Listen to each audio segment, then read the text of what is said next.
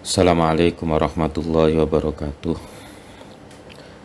Bismillah, alhamdulillah, wassalatu wassalamu ala rasulillah Sayyidina wa maulana Muhammadin ibni Abdillah wa ala alihi wa sahbihi wa man tabi'ahu wa wala la hawla wa la quwata illa billah, amma ba'd.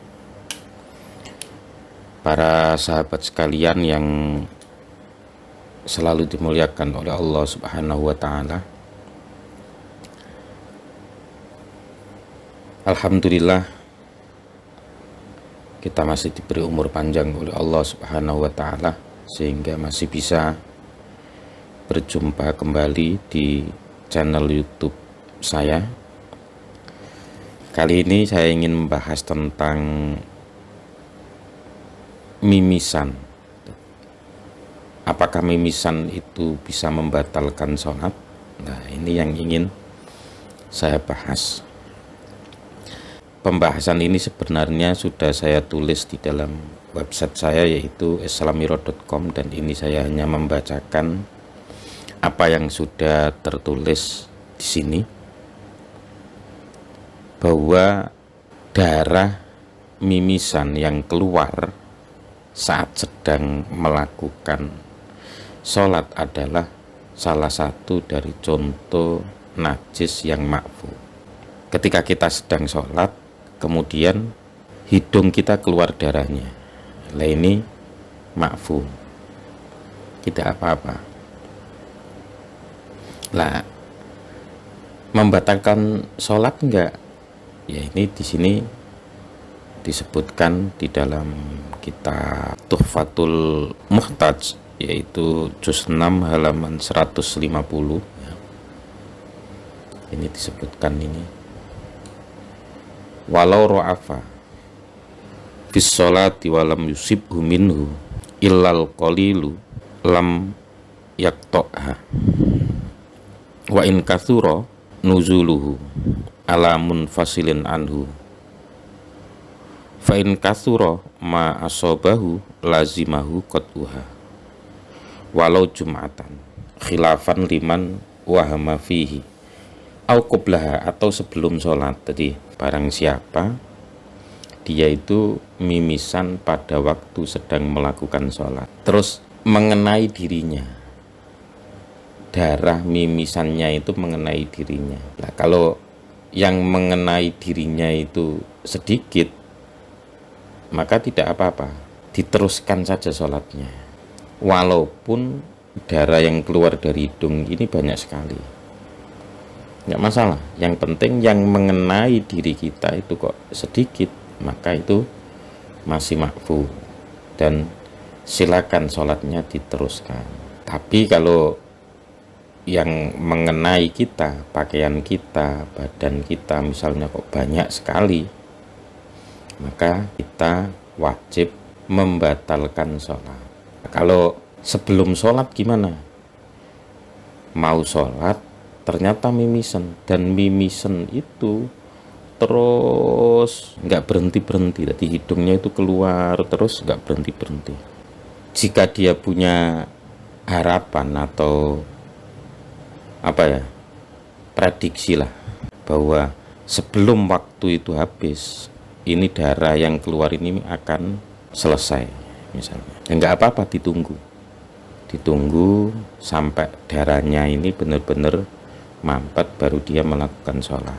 Kalau dia tidak punya harapan itu, kalau menunggu bisa-bisa habis waktu sholatnya misalnya, maka harus tetap melakukan sholat dengan cara nyumpel kedua hidungnya. Jadi ini disamakan seperti orang yang beser, disumpel sebagaimana orang yang beser, seperti keterangan yang ada di dalam kitab Tuhfatul Muhtaj. Jadi artinya pada dasarnya mimisan itu tidak membatalkan sholat kalau ini terjadi di saat sedang sholat. Mimisan diteruskan aja, yang penting darah yang keluar itu tidak mengenai diri kita, atau mengenai diri kita tapi cuma sedikit.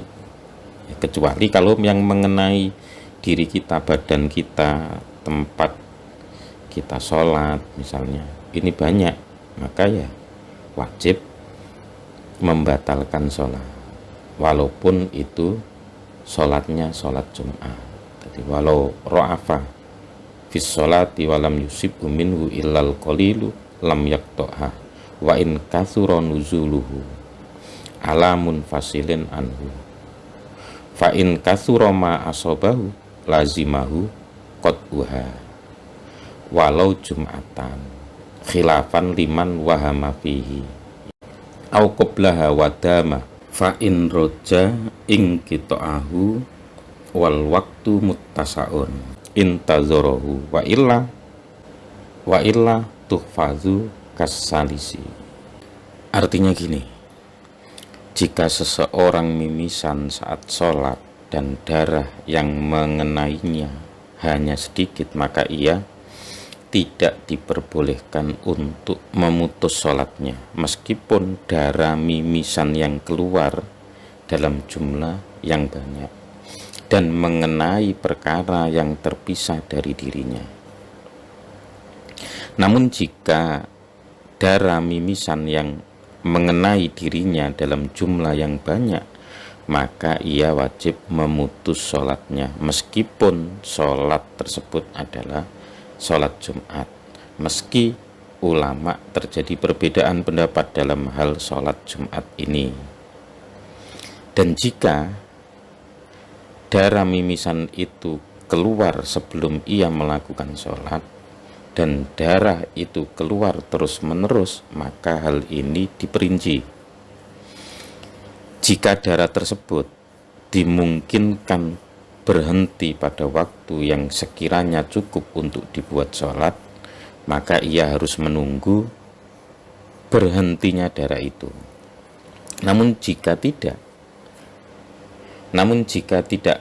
dimungkinkan berhenti sebelum waktu yang cukup untuk melakukan sholat, maka hidung itu disumpal sebagaimana orang beser dan ia terus melakukan sholat.